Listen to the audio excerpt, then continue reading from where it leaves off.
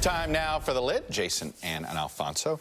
So, Jason, Medicare for All and Bernie Sanders. It is interesting to me that, you know, when this campaign first started, we were trying to create all these lanes, and it was going to be like a 6-lane highway. It was going to be worse than Atlanta, right?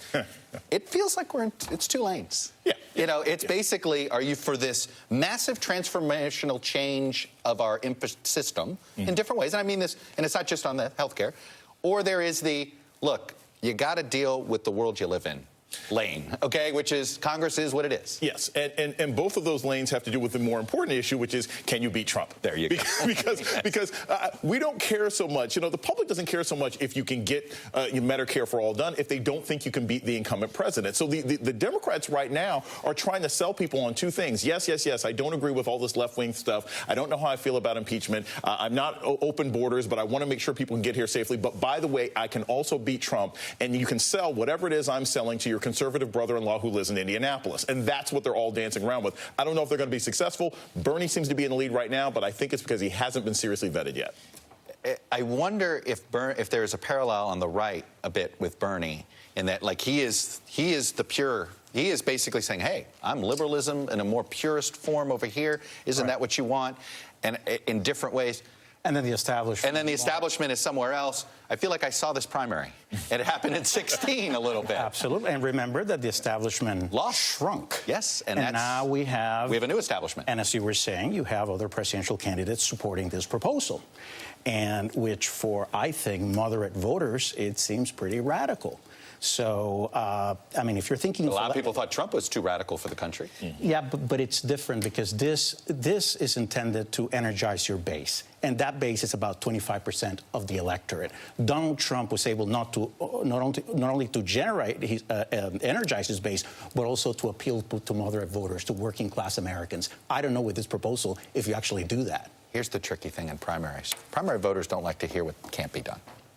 Primary voters like to hear what can be done. Bernie's telling them what can be done. They don't want Amy Klobuchar or Joe Biden to tell them, you know, live in the real world. Well, Klobuchar, I think, is the only Democratic senator who's running who is not a co-sponsor. On the Senate side, on the Senate of somebody who's an active senator. Yes. And what the 4 who are co-sponsors are doing, Booker, Harris, and others, are saying, yeah, we think this is really cool. This is great. But we're also interested in what we might do that would get part of the way, which is, I think, the point all of you are making, is that you have to be able to show some pragmatic value here, and that maybe you're not as pie in the sky as some of the descriptions of Medicare for All can look like.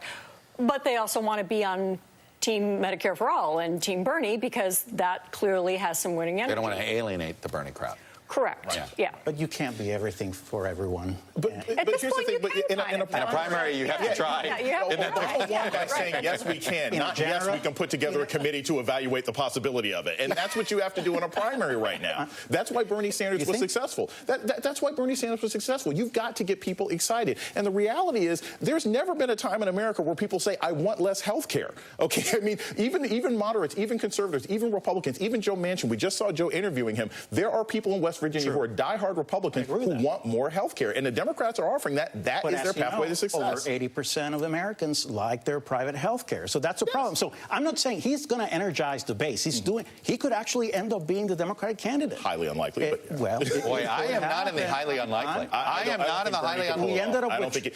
Wow, I am not there. He is so incredibly toxic with so many important constituencies that he's going to need. He's toxic with black voters. He's toxic with a lot of young voters. He's toxic with a lot of the establishment people who still blame him for 2016. I don't think he can overcome that. I don't think Joe Biden would be this popular if Bernie had fixed that. I could literally say, instead of Bernie, say Trump, and every constituency group in the Republican Party. Oh, the Chamber of Commerce doesn't like him. The establishment doesn't like him. Doesn't like him. Exactly. We saw this. We saw it before, but we also saw him fail.